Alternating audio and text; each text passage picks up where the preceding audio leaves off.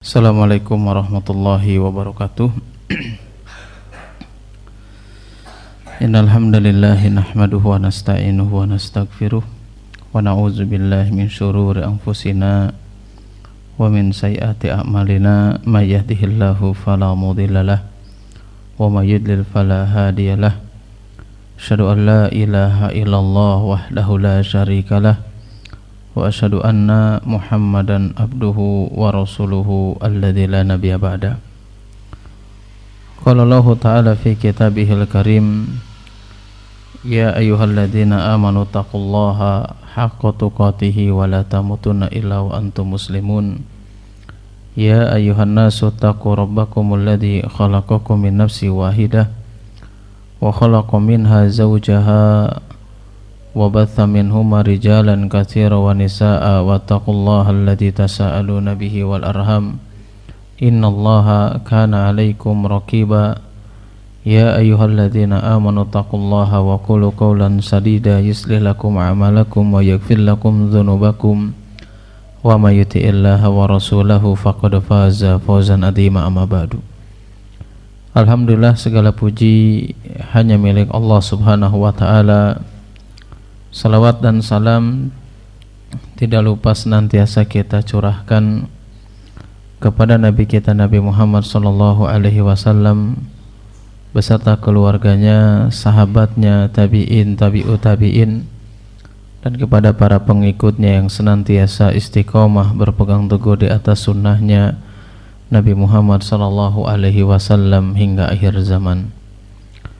Alhamdulillah, atas izin Allah Subhanahu wa taala kita bisa bertemu kembali untuk sama-sama saling mengingatkan apa yang dijelaskan dalam Al-Quran dan Sunnah Nabi Sallallahu Alaihi Wasallam, yang mana pada pembahasan kali ini kita melanjutkan pembahasan kitab Al-Kabair karya Imam Az-Zahabi rahimahullahu ta'ala, yang insyaallah pada penjelasan kali ini itu adalah pembahasan tentang khamr, ya, atau meminum minuman yang memabukkan. Apalagi di zaman sekarang, ya, kita kalau berbicara tentang mabuk dan memabukkan, ya, itu sesuatu hal yang kayaknya sudah apa ya, sudah biasa gitu. Bahkan sekarang beli obat aja nggak malu-malu gitu. Ya kita kan, saya sendiri meskipun belum pernah gitu beli obat kayak gitu. Karena mungkin itu sudah, kalau bahasa zaman sekarang itu sudah ternormalisasi gitu ya. Akhirnya kita juga jadi tahu kalau ciri-ciri warung yang jualan obat itu, jadi tahu gitu. Salah satunya ya, warungnya itu biasanya mah di etalase nata ya, kalau enggak tisu hungkul gitu ya, pembalut hungkul gitu ya, atau gantungan nih hungkul, warung teh nggak ada apa-apa tapi yang bolak-balik anak muda lah, atau tisu hungkul gitu kan, di warung teh jualan tisu hungkul gimana. Itu saking apa, saking sudah terbiasa dan kita melihat seperti itu yang ternormalisasi. Ya, bahkan kalau kita lihat, kalau kita berbicara tentang minum-minuman yang memabukkan, ya, dulu mungkin ya, ketika beberapa tahun ke belakang ya, kita kan ya mungkin bapak-bapak lebih mengalaminya lagi gitu ya. Dulu orang mau minum minuman itu kan biasanya sembunyi-sembunyi gitu ya, biasanya kan disumput kuhun gitu ya, di jaketnya lah, di bajunya gitu, minum susu lumputan gitu ya. Kalau sekarang kan dengan bangganya gitu, di teng-teng ya, kadang di pinggir jalan minum gitu, karena puasa mabok ya gitu. Itu terjadi zaman sekarang. Ya, makanya hal-hal seperti ini ya yang harus kita ingatkan kembali, apalagi ya hal tersebut, yaitu kan kita khawatir itu terjadi pada keturunan kita masing-masing. Makanya kita sebagai orang tua, ya khususnya sebagai seorang ayah, ya orang tua lah khususnya ayah, itu kan memiliki tugas yang sangat berat. Ya, salah satunya bagaimana caranya menanamkan agama dengan baik, ya, pendidikan dengan baik, adab dengan baik. Kalau kita lihat terjadinya kerusakan di anak zaman sekarang, kerusakan, kenakalan, bahkan keliaran, bukan keluyuran lagi, liar ini mah.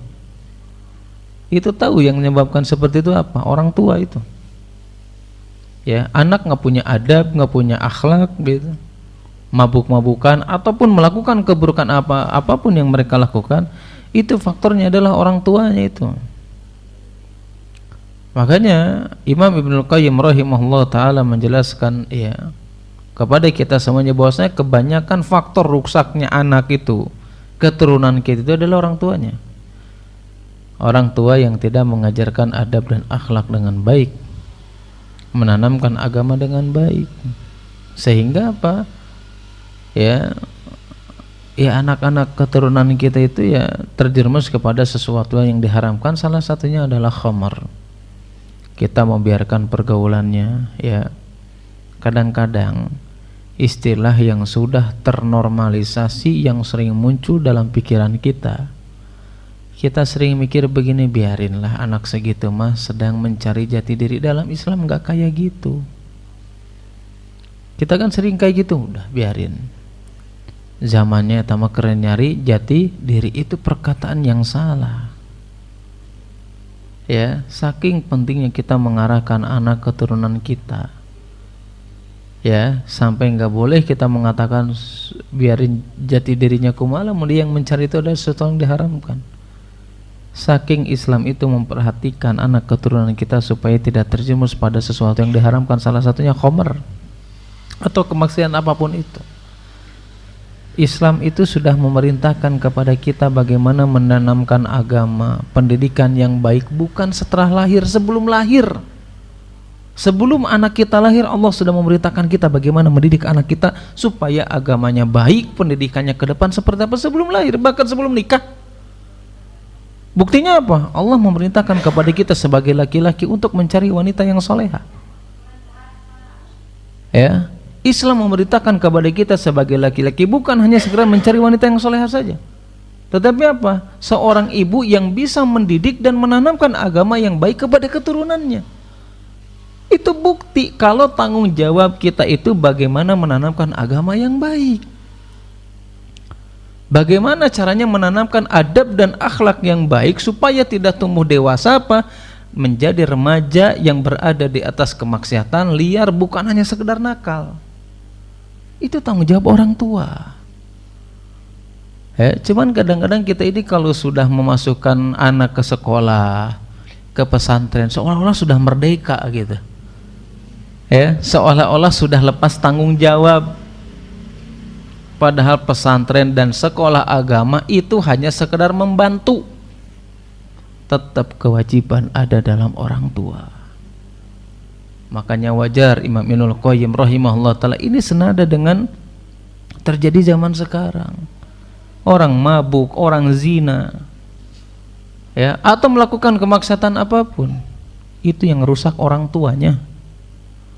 Ya, yang rusak adalah ayahnya dan ibunya. Dan itu kebanyakan yang terjadi, kata Imam Ibnul Qayyim. Kenapa? Karena kita tidak menanamkan agama dengan baik. Ya tadi, karena punya doktrin yang salah, udahlah biaran umur segitu tuh mencari jati diri, itu salah, bukan dalam Islam. Atau kita tadi terdoktrin, udahlah udah ke pesantren mah aman, kata siapa? Meskipun anak kita sudah pesantren sudah belajar agama, kita harus lebih bisa lagi, kan begitu. Kenapa? Karena kita yang memiliki tanggung jawab yang besar. Makanya tadi ya Islam memerintahkan apa? Memperhatikan agama, adab dan akhlak itu bukan ketika anak itu sudah lahir. Bahkan sebelum lahir dan bahkan sebelum nikah kita diperintahkan dalam agama Islam. Supaya apa? Tidak menjadi anak dan remaja yang mereka senantiasa melakukan atau tumbuh di atas kemaksiatan kepada Allah Subhanahu wa taala. Ya, dan zaman sekarang kan semuanya terbuka. Kan ada beberapa kasus gitu ya, meskipun dengan judulnya apa gitu, mereka menjual minum-minum khamar di online kan begitu. Atau mungkin judulnya itu apa namanya? Vape ya. Yang rokok rokok elektrik itu judulnya vape. Ternyata apa? Banyak di situ mengandung sesuatu yang diharamkan oleh Allah Subhanahu wa taala, bukan jenis rokoknya saja tetapi apa? Jenis daripada kandungannya. Coba yang ini kita nggak bisa kita pungkiri, anak kita terjumus kepada hal seperti itu, kita nggak tahu.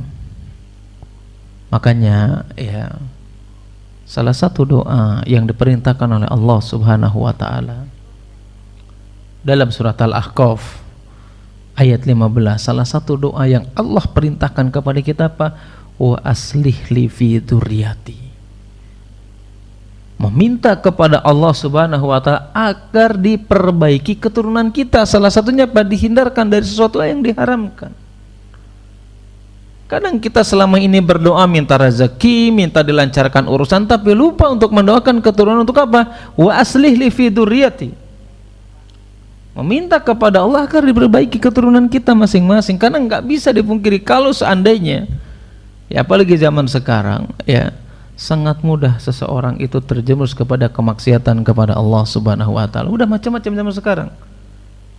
Sudah zina terang-terangan, boti juga terang-terangan tuh, homoseksual, ditambah lagi khamr, coba bayangkan. Dan kita kan nggak pernah tahu bisa mendidik anak itu kalau udah di luar, kita nggak tahu juga. Hatta kita nelpon tiap saat, kita nggak pernah tahu anak kita sedang ngapain dan di mana, nggak tahu. Siapa yang bisa menjaganya? Bukan kita. Yang bisa menjaganya adalah Allah Subhanahu wa taala. Ya makanya saya pernah mendapatkan pertanyaan, Ustaz, gimana kadang-kadang anak kita itu di rumah itu baik gitu. Kadang kita di luar enggak tahu. Ya makanya berdoa sama Allah Subhanahu wa taala. Wa aslih li fi dzurriyyati. Itu yang harus kita tanamkan. Ya, bahkan apa Allah memberitakan kepada kita apa? Rabbana hablana min azwajina wa dzurriyyatina qurrata a'yun. Allah memerintahkan itu. Ya, memerintahkan apa? Untuk berdoa minta istri dan anak kita menjadi apa? Penyejuk. Penyejuk di situ bukan karena ganteng dan baiknya. Banyak orang ganteng, cantik, seolah-olah baik. Ternyata apa? Di luar mereka melakukan sesuatu yang diharamkan oleh Allah Subhanahu wa taala. Apalagi ini yang berkaitan dengan khamr. Ya, dan siapapun bisa menikmatinya. Pel itu, obat itu. Ya, anak kecil kan nggak tahu kalau minuman mungkin bakal ketahuan kan begitu. Coba kalau pil gitu. Ya, apalagi zaman sekarang ya beberapa bulan ke belakang lah diceritain salah satu jamaah itu, sekarang ada minuman yang minuman tersebut ya sudah umum gitu. Kalau nggak salah ya, namanya itu kratom apa gitu. Dan itu katanya judulnya minuman herbal. Padahal memabukkan, coba bayangkan. Siapa yang bisa menjaga kita kecuali kita memohon kepada Allah Subhanahu wa taala. Dan tugas orang tua, khususnya ayah, adalah memiliki tanggung jawab bagaimana menanamkan agama dengan baik. Kenapa? Kembali lagi tadi kaidah yang dijelaskan oleh Imam Ibnul Qayyim, yang paling banyak merusak anak adalah orang tuanya. Ya, yang tidak mendidik agama dengan baik, tidak menanamkan adab dan akhlak yang baik atau syariat ini dengan baik. Yang pertama pasti ya, supaya bisa meninggalkan sesuatu yang diharamkan itu ya salah satunya khamr, jelas menanamkan anak sejak usia dini tentang akidah dan tauhid. Ya, kita kadang lupa gitu. Ngajarin anak itu lupa, nantilah tauhidmu udah gede dan sekarang masih kecil belum ngerti. Kita yang nggak ngerti kalau ngomong kayak gitu. Ya, kalau kita masih berpikiran nanti anak malah, sekarang mah ya dunia anak-anak lah. Kata siapa? Ya, justru yang menjadikan seseorang itu nanti sudah besarnya terbiasa meninggalkan sesuatu yang diharamkan. Ya, bukan hanya sekedar khamr, apapun yang diharamkan. Itu karena didikan sejak dini. Ya, masih polos, masih belum punya pikirannya itu masih belum inilah, ya masih kesana kemari dalam. Justru itulah momen yang paling penting. Harus kita tanamkan agama dengan baik. Ya jangan sampai Ustaz ini kan udah anaknya sudah diajarin agama tapi anggarannya maksa ente ngajarinnya itu sejak kapan kan begitu.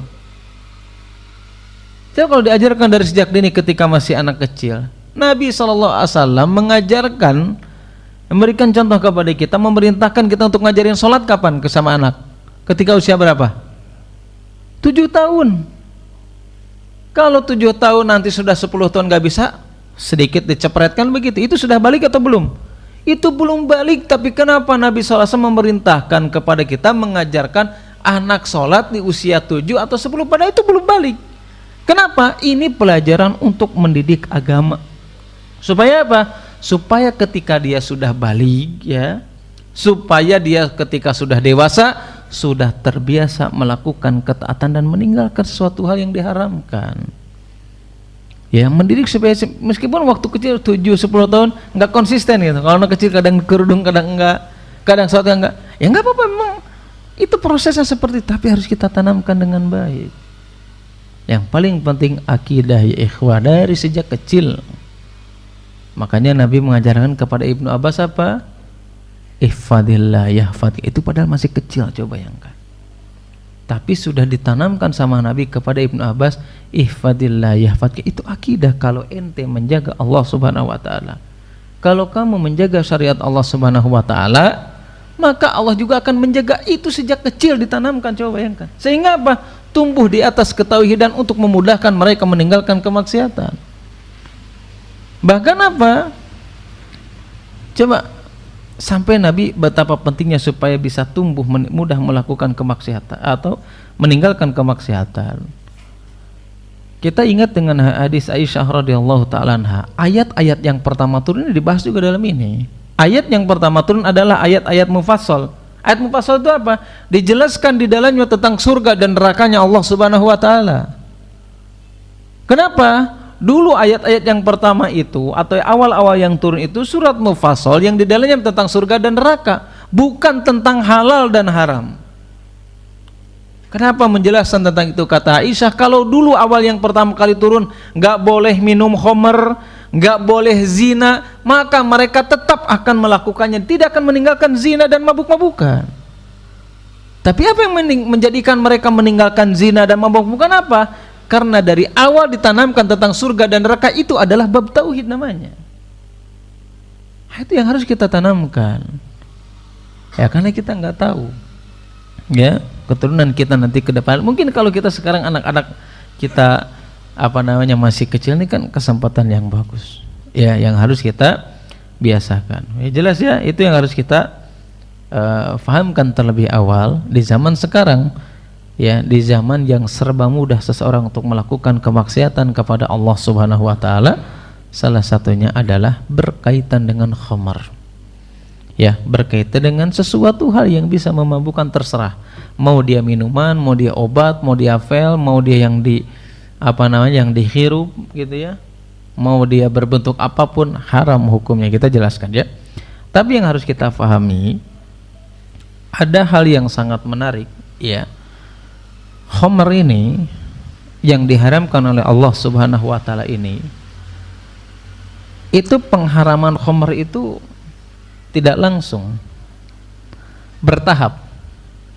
Ada 4 fase. Ada 4 tahapan yang betul-betul khamr ini secara total diharamkan oleh Allah Subhanahu wa taala.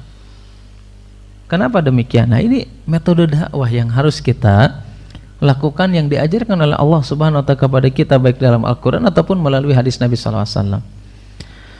Kenapa Allah Subhanahu wa taala mengharamkan khamr tadi beberapa fase? Karena di awal-awal Islam khamr itu belum dilarang. Ya, bahkan itu sudah menjadi kebiasaan kita. Apa ya, sudah menjadi ya adat kebiasaan, sudah hal yang biasa. Dan kita tahu sesuatu hal yang sudah biasa, ya kalau kita rubah itu susahnya luar biasa juga. Sesuatu yang biasa itu kalau kita merubahnya itu membutuhkan hal yang luar biasa juga. Ya, saking sesuatu hal yang biasa khamr di awal-awal Islam itu kan karena sudah menjadi hal yang biasa di antara atau di zaman Arab atau di zaman tersebut, bahkan mereka itu banyak di antara mereka itu membuat syair-syair bait-bait khamriyah, bait-bait atau syair-syair yang memuji tentang khamr. Di zaman jahiliyah dulu, orang mabuk itu ya bukan hanya sekedar biasa, tapi itu sebuah lambang kesuksesan. Jadi kalau sudah bisa beli khamr itu kayaknya udah sukses banget tuh. Itu zaman jahiliyah. Zaman sekarang terjadi nggak terjadi? Ya, orang dapat apa pestanya miras. Ya, saya diceritain ada tetangga saya. Ya pokoknya di salah satu tempat di Jawa Barat, ya. Itu ustadz katanya, jangankan dangdutan gitu, ini mah acara qasidah mabok, coba bayangkan. Acara qasidah yang mungkin menurut mereka itu identiknya berbau Islam gitu ya. Meskipun banyak sesuatu yang dilarang juga kan begitu.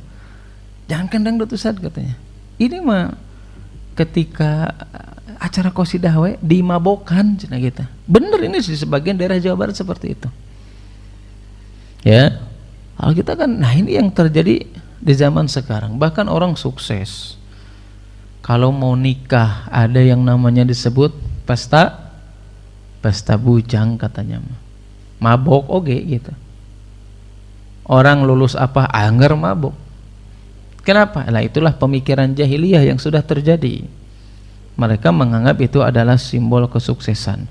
Jadi jika lamun teu mabok teh ngerasa tersukses kan begitu. Ya, nah itu yang harus kita pahami. Di zaman dulu di Arab itu sudah menjadi hal yang biasa. Karena sudah mengakar, makanya ada hikmah yang bisa kita ambil di antara dakwah Nabi sallallahu alaihi wasallam, di antara perintah Allah Subhanahu wa taala dalam hal ini. Fase yang pertama di awal-awal Islam, ya, yang Allah Subhanahu wa taala abadikan dalam surat An-Nahl ayat 67, Allah Subhanahu wa taala berfirman, "Wa min samaratin nakhili wal a'nab." Dan dari buah-buahan nakhil, dari buah kurma dan buah-buah anggur, tattakhiduna minhu sakara, kalian menjadikannya adalah sakara. Sakara itu maksudnya khamr, minuman yang memabukkan. Warizqan hasana, ya, kalian jadikan khamr dan rezeki yang baik. Ya, ada juga kan anggur gitu ya, yang mereka jual juga sebagai bahan rezeki kan. Ada juga di antara mereka yang dibuat menjadi khamr, sakar, minuman yang memabukkan. Inna fi dzalika laayatil liqaumi yaqilun.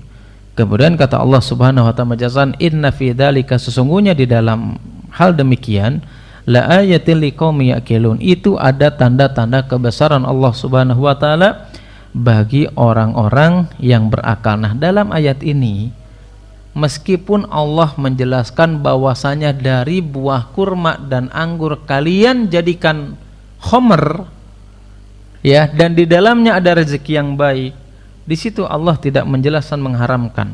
Ada nggak dalam kalimat tersebut haram? Nggak ada. Ini di awal-awal Islam, fase yang pertama, hanya menjelaskan kalau khamr itu adalah sesuatu hal yang tidak baik. Ya, makanya digabungkan dengan apa, rezeki yang baik itu untuk menunjukkan kalau khamr itu tidak baik. Tapi di sini belum ada penegasan bahwasanya khamr itu haram di awal Islam. Ya, ini fase yang pertama. Fase yang kedua, ya, di ayat berikutnya yaitu adalah surat Al-Baqarah yang sering kita dengar, ya. Ayat 219. Di situ Allah Subhanahu wa taala berfirman menjelaskan, "Yas'alunaka 'anil khamri wal maisir." Ditanyakan kepadamu tentang apa? Anil khamri wal maisir, tentang khamr, minuman yang memabukkan, wal maisir, yaitu adalah perjudian. Kenapa digandengkan antara khamr dan judi? Kenapa itu? Ya, sama-sama buruk dan biasanya identik, ya. Biasanya identik, ya, khamr dan judi itu selalu bergandengan. Ada nggak orang yang suka judi nggak minum gitu? Ada nggak? Nggak ada, ya. rata-rata ada aja ya. Nah, di sini dikatakan yas'alunaka 'anil khamri wal maisir. Ditanyakan kepadamu tentang apa? Tentang khamr dan perjudian. Qul fihima itsmun kabirun wa manafi'u lin-nasi wa ismuha akbaru min naf'ihima. Tahapan yang kedua melalui surat Al-Baqarah 219.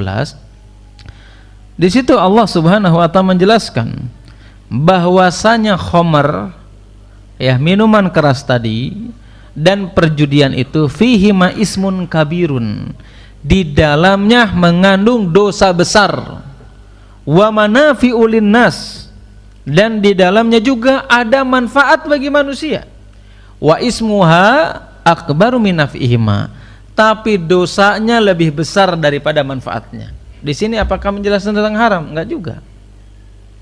Tapi di sini menjelaskan tentang apa? Tentang dosa besarnya lebih dahsyat daripada manfaatnya. Ini tahapan yang kedua nih. Tahapan yang pertama disebutkan secara umum dan jelekan. Yang kedua dijelaskan dosanya lebih besar, meskipun ada manfaatnya. Manfaatnya apa? Orang yang jual khamr ada manfaatnya enggak? Dapat duit juga. Orang yang berjudi ada manfaat, dapat judi juga. Tetapi itu semuanya diharamkan oleh Allah Subhanahu wa taala.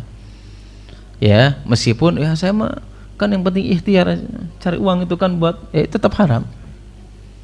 Ya, meskipun dengan cara-cara ya jual beli.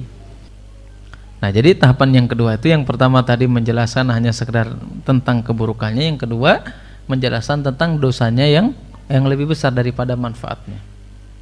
Tahapan yang ketiga ya, yaitu adalah Allah Subhanahu wa taala menjelaskan dalam surat An-Nisa ayat 43.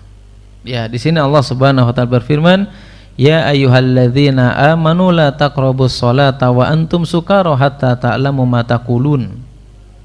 Allah Subhanahu wa taala berfirman, "Ya ayyuhalladzina amanu, wahai orang-orang yang beriman, la taqrabus sholata, kalian jangan mendekati atau mengerjakan salat, wa antum sukara, dalam keadaan mabuk. Hatta ta'lamu ma taqulun, sampai kamu itu ingat apa yang kamu baca." Ya. Nah, tahapan yang ketiga ini ya lebih dalam lagi. Tadi umum, kemudian dosanya. Yang ketiga apa? Khamr ketika itu diharamkan pada waktu tertentu, tapi di waktu yang lain dibolehkan. Kapan diharamkan? Adalah ketika seseorang mau mengerjakan sholat, diharamkan. Tapi kalau selain daripada itu dibolehkan. Ini tahapan yang ketiga. Tahapan yang keempat, betul-betul khamr ini diharamkan secara total. Ya, salah satunya adalah firman Allah Subhanahu wa taala dalam surat Al-Maidah.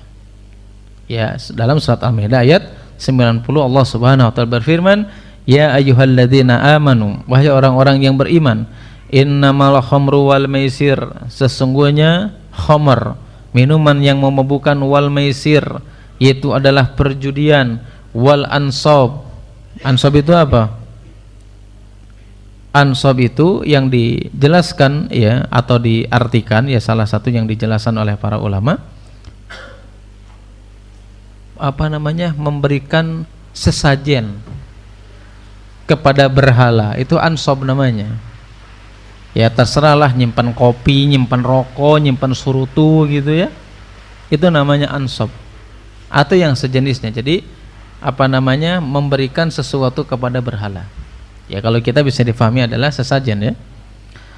Kemudian apa? Wal ajlam rijzun min amali syaitan, bahwasanya khamr, maisir, judi, ansab adalah memberikan sesajian kepada berhala. Wal azlam, wal azlam itu apa? Mengundi nasib. Ya, mengundi nasib ya, bisa dikatakan dengan panah ataupun dengan tatoyur dan yang lainnya ya, mengundi nasib yang sebagaimana kita ketahui. Min amali syaitan, bahwasanya perbuatan tersebut adalah perbuatan syaitan. Fajtanibu, maka Allah Subhanahu wa ta'ala mengatakan fajtanibu, kalian harus meninggalkannya atau menjauhkan diri dari perbuatan tersebut, la'allakum tuflihun. Kenapa? Kalau seandainya kalian meninggalkan hal tersebut, maka kalian akan menjadi orang-orang yang beruntung. Berarti kalau tidak meninggalkan apa? Bukan orang beruntung, dan itu termasuk dosa besar yang dilarang. Nah, baru ayat ini penegasan bahwasannya khamr itu dilarang secara total. Jadi semuanya ada tahapan. Ya, yang pertama tadi jelaskan keburukannya, yang kedua dosa besarnya, kan begitu ya. Kemudian juga tadi dijelaskan di ayat sebelumnya ya, dalam surat An-Nisa ya, kepada kita semuanya, yaitu adalah dilarang dalam sebagian waktu, tapi di waktu yang lainnya dibolehkan. Nah, yang keempat baru secara total. Hikmahnya apa ya?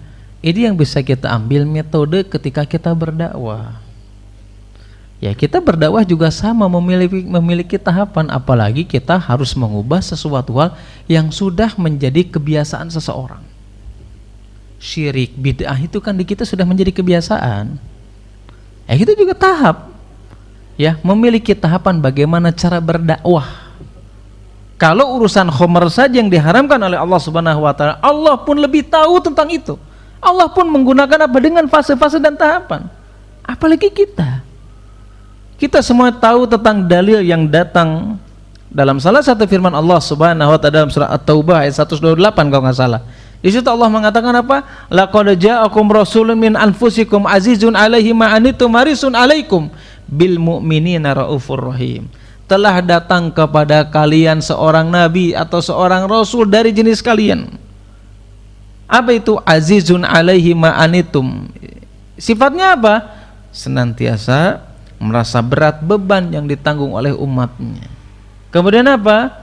Harisun 'alaikum bil mu'minina raufur rahim. Sifat yang dimiliki Nabi SAW itu senantiasa menginginkan kebaikan. Dalam ayat ini bukan hanya sekedar menjelaskan bahwa Nabi itu dari kalangan manusia, tapi dalam ayat tersebut ada metode dakwah yang dilakukan Nabi SAW. Ketika Allah mengatakan apa? Laqad ja'akum rasulun min anfusikum, dari jenis kalian. Tujuannya apa? Untuk menjelaskan kepada kita betapa dekatnya Nabi dengan orang, baik secara sosial ataupun emosional. Itulah metode dakwah. Ada pendekatan secara emosional. Kemudian apa? Di situ dikatakan harisun alaikum. Ketika ente berdakwah itu ada dasar apa? Menginginkan kebaikan. Kemudian apa? Raufur rahim, memiliki kasih sayang. Itu dalam dakwah. Kita ada dekat secara emosional gitu ya. Kemudian ketika kita nasihatin orang itu tujuannya apa? Karena kita ingin dia baik.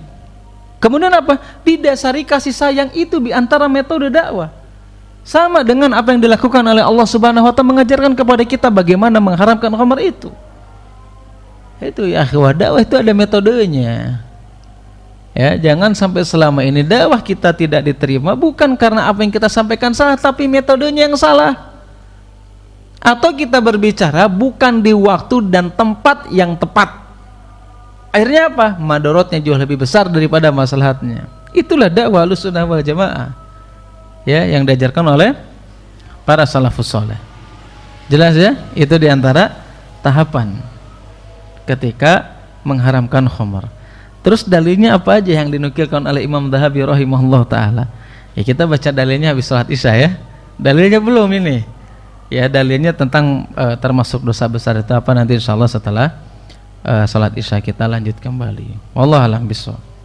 Subhanakallahumma bihamdika asyhadu an la ilaha illa anta astaghfiruka wa atubu ilaik. Assalamualaikum warahmatullahi wabarakatuh.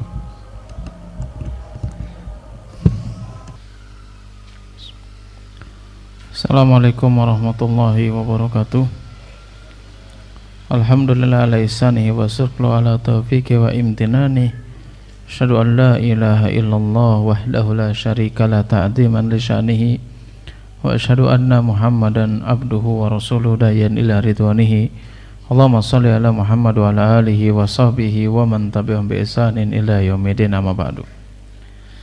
Di antara dari dalil yang dijelaskan oleh Imam Az-Zahabi rahimahullahu taala, ya, selain dari firman Allah Subhanahu wa taala yang tadi kita singgung ya, baik itu salah satu ayat atau salah satu surat yang sering kita dengar ya, tadi di antaranya surat Al-Baqarah ya, yang mana di situ menjelaskan tentang khamr di surat Al-Baqarah ayat 119 ya. Kemudian juga tadi kita jelaskan salah satunya di antaranya surat Al-Maidah ayat 90. Dan di antara dalil yang lainnya yang dinukilkan oleh Imam Az-Zahabi rahimahullahu taala, beliau berkata, wa thabata an Ibnu Abbasin radhiyallahu anhu qala, telah sah diriwayatkan dari Ibnu Abbas radhiyallahu taala anhu qala, ia berkata, lamma nazala tahrimul khamri masya ashabun nabi sallallahu alaihi wasallam ba'dhum ila ba'din. Kata Ibnu Abbas radhiyallahu taala anhu, lamma nazala tahrim, ketika turun pengharaman khamr itu, masya ashabun nabi sallallahu alaihi wasallam ba'dhum ila ba'din, ya, sebagian sahabat itu mereka apa? Mereka saling pergi satu sama lain.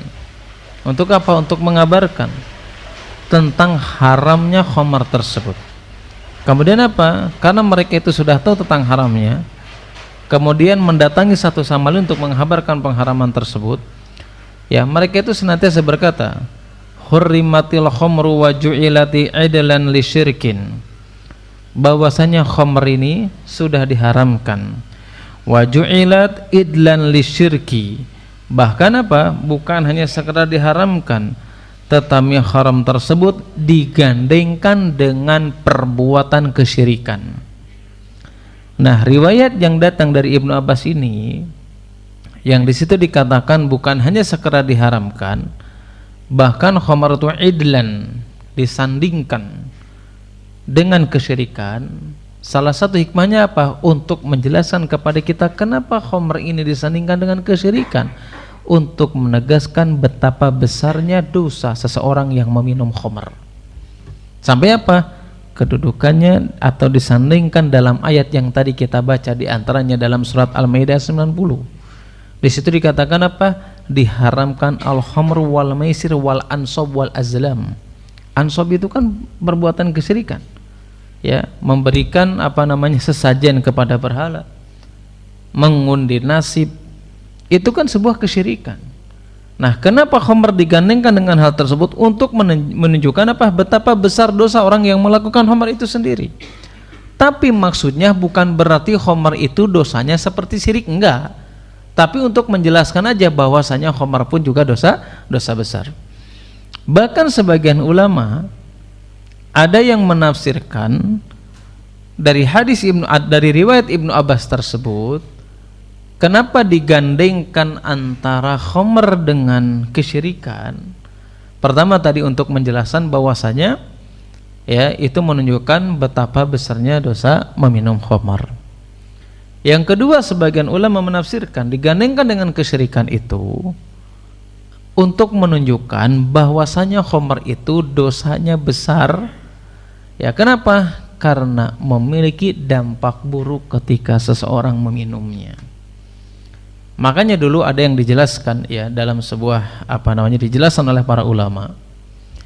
Ada seseorang yang ditawarkan ya 3 pilihan.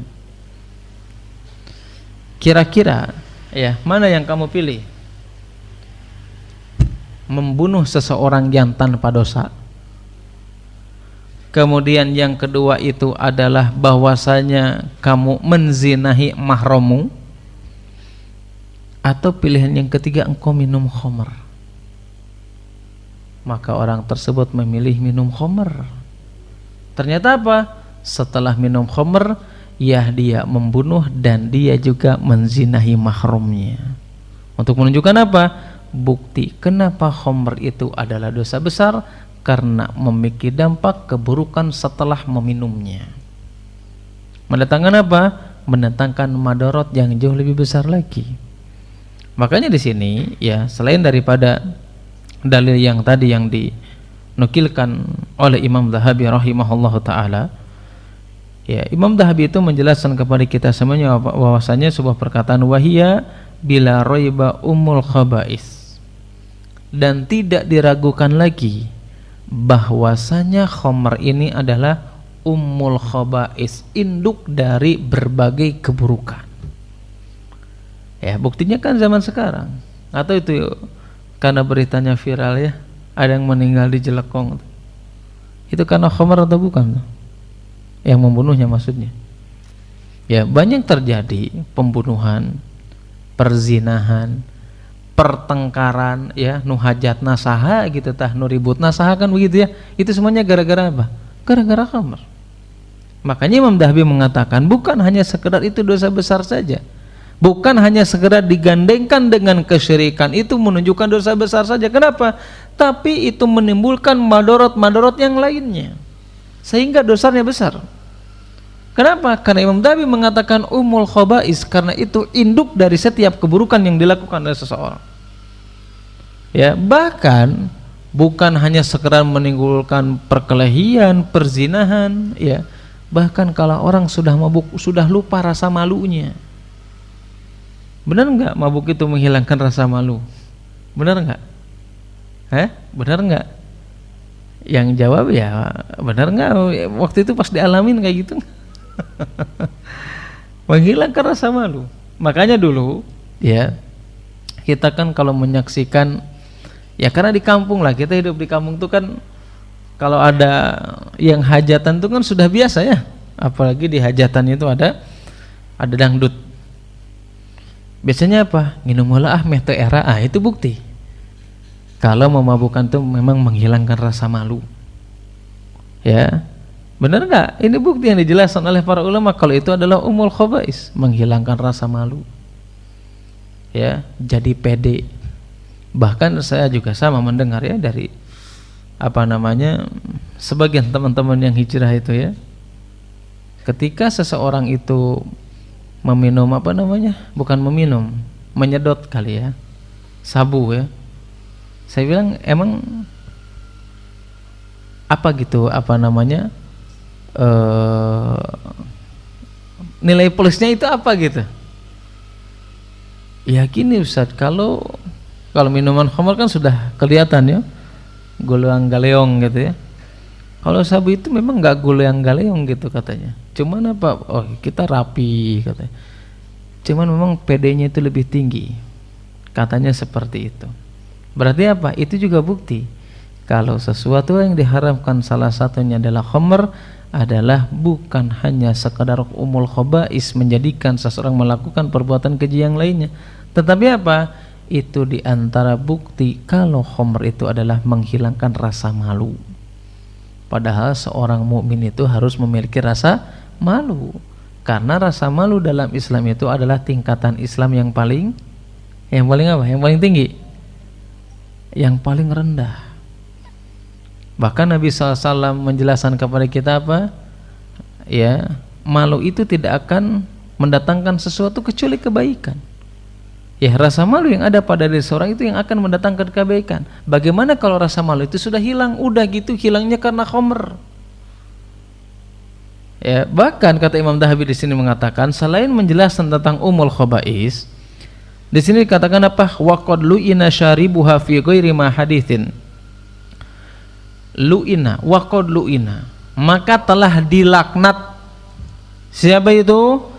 Syaribuha, orang yang meminumnya. Dan kita tahu ya, laknat itu artinya apa? Maknanya apa laknat itu? Ada yang tahu arti dilaknat itu maksudnya gimana tuh? Apa arti dilaknat?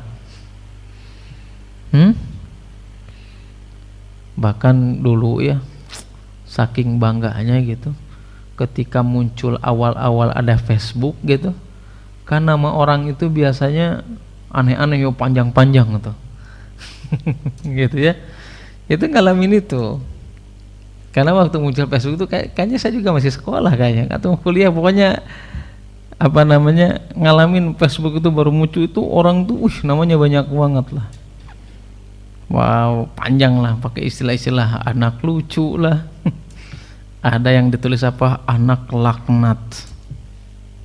Ya berarti dia nggak tahu laknat itu apa. Ya, laknat itu tardu mir rahmatillah. Laknat itu adalah orang yang dijauhkan dari rahmat dan kasih sayang dari Allah Subhanahu wa taala. Ya, sedangkan kita dalam kehidupan itu membutuhkan kasih sayang Allah. Ya, kenapa? Karena kita membutuhkan kasih sayang. Kenapa? Karena dengan kasih sayang tersebut kita mendapatkan hidayah, petunjuk, kemudahan melakukan ketaatan kepada Allah Subhanahu wa taala. Tapi kalau rahmat itu sudah hilang, berganti dengan laknat, jauh dari kasih sayang Allah Subhanahu wa taala, dampaknya apa? Maka orang tersebut akan semakin mudah terjerumus kepada kemaksiatan yang lainnya. Makanya wajar Imam Dhahabi mengatakan bahwasanya khamar itu apa? Ummul khaba'is. Bahwasanya khamar itu adalah induknya daripada keburukan. Kenapa? Karena perbuatan tersebut adalah dilaknat. Kalau sudah dilaknat, dia akan semakin mudah terjerumus kepada kemaksiatan-kemaksiatan yang lainnya. Ya tadi sudah kita jelaskan. Orang kalau sudah mabuk terjerumus kepada yang lainnya. Tadi ya zina mungkin, ya judi lah, yang membunuh, bertengkar dan yang lainnya. Ya, keburukan-keburukan yang lain datang. Kalau kita simpulkan, berbagai macam dosa, ya bukan khamr aja, ya. Setiap dosa yang di situ dalil menjelaskan dilaknat itu rata-rata mendatangkan keburukan yang lain. Contoh misalkan khamr, dilaknat kan, maka apa? Dia akan melakukan atau mudah untuk melakukan, terjerumus kepada perbuatan-perbuatan maksiat. Ada lagi perbuatan yang dilaknat, homoseksual, sebagaimana yang dilakukan oleh boti-boti itu tuh. Itu kan Allah melaknatnya. Perbuatan seperti itu melaknat. Artinya apa? Homoseksual.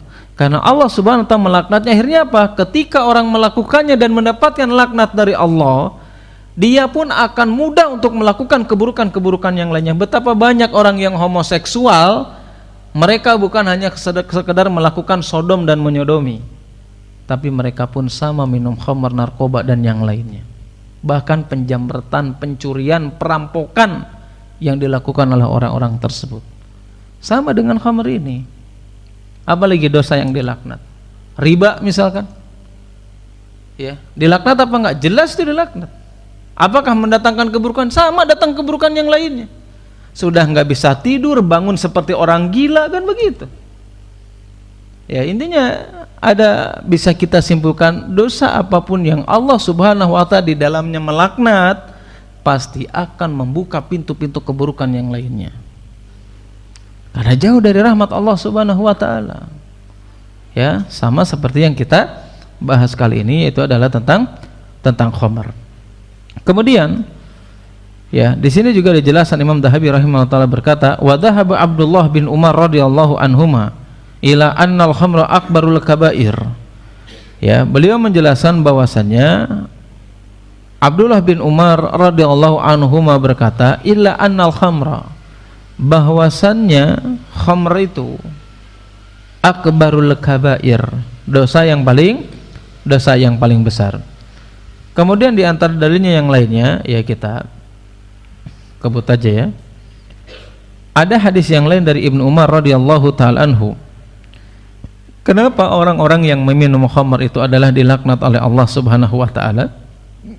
Ternyata dalam hadis dari Ibnu Umar tersebut, saking dilaknatnya itu dilaknat dari beberapa sisi. Pertama ya, lu'inatul khamru ala asrati aujuhin, bahwasanya khamr itu dilaknat dari 10 sisi. Ya, khamr itu dilaknat dari 10 sisi. Yang pertama ya, bi'ainiha, khamr itu dilaknat dari sisi zatnya. Itu yang pertama. Yang kedua, wa'asiriha, yang kedua adalah pemerahnya, atau bisa dikatakan pemerahnya itu apa? Tukang bikinnya.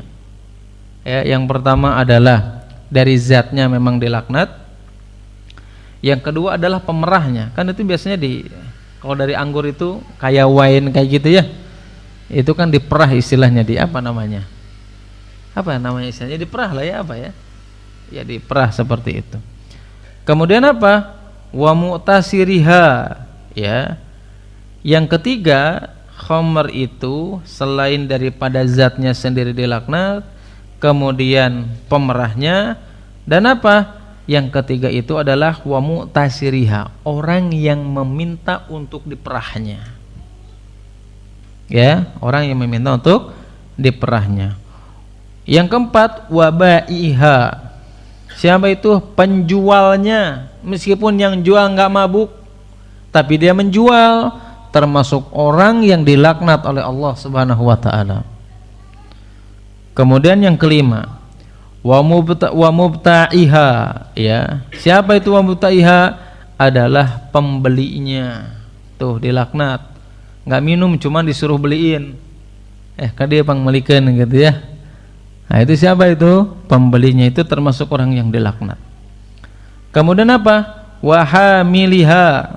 Hamiliha itu apa? Pembawanya, ini yang keenam. Ya, kurirnya tuh. Ya, suruh bawa ustaz dah sama, enggak minum, enggak beli, cuman tugasnya nganterkeun sama. Itu orang yang kena laknat oleh Allah Subhanahu wa taala. Kemudian apa? Ya. Wal mahmulati ilaihi. Yaitu adalah orang yang meminta dibawakan. Kalau yang tadi membawanya, orang yang meminta dibawakan. Bawain itu. Nah, ini orang yang meminta dibawakan termasuk orang yang dilaknat. Kemudian apa? Wa akli thamaniha. Yang ketujuh, yang keberapa? Yang ke-8 ya. Wa akli thamaniha. Yaitu adalah orang yang memakan hasil penjualannya. Terserah dia mau dagang ataupun minta jatah, intinya mengambil uang dari hasil penjualan adalah termasuk yang dilaknat oleh Allah Subhanahu wa taala. Kemudian di sini katakan yang 9 jelas wasyaribaha. Yaitu adalah orang yang meminumnya.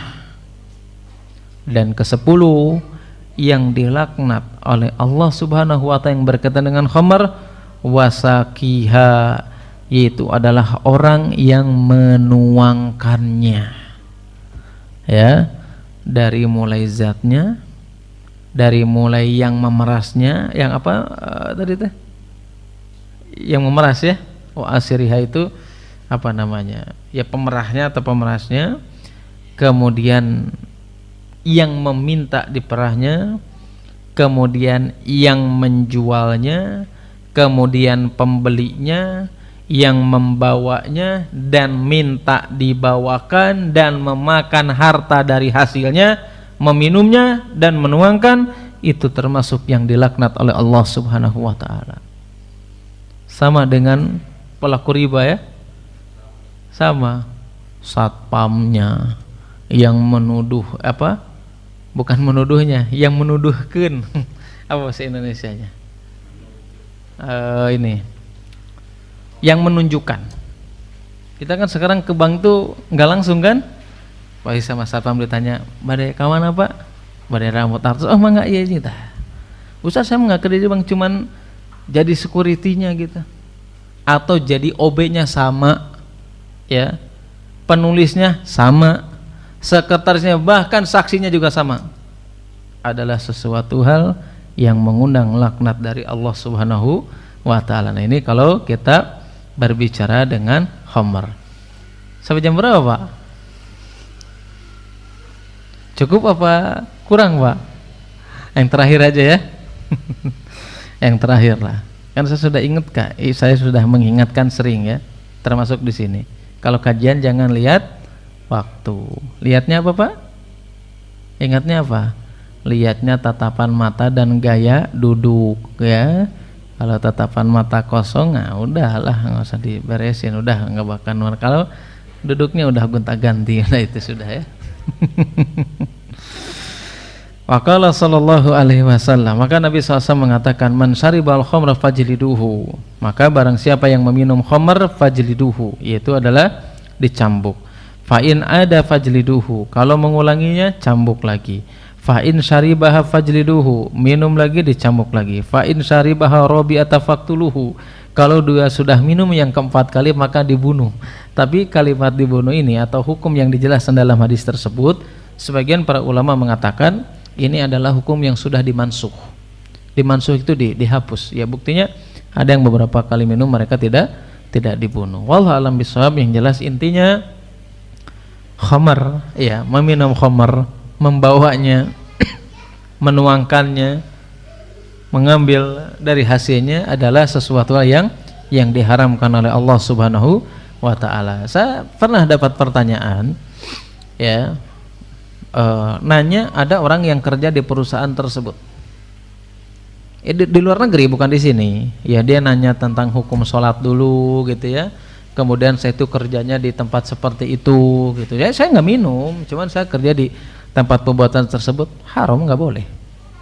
Kenapa? Sama saja kita menikmati hasil uangnya di situ. Nanti dijelaskan apa? Termasuk orang yang dilaknat oleh Allah Subhanahu wa taala, ya. Jadilah ya seseorang yang ya banyak berdoa kepada Allah Subhanahu wa taala agar kita dan keturunan kita dijauhkan dari Allah Subhanahu wa taala dari sesuatu hal yang diharamkan oleh Allah Subhanahu wa taala. Jelas ya? Duh, ada yang ditanyakan dulu nggak?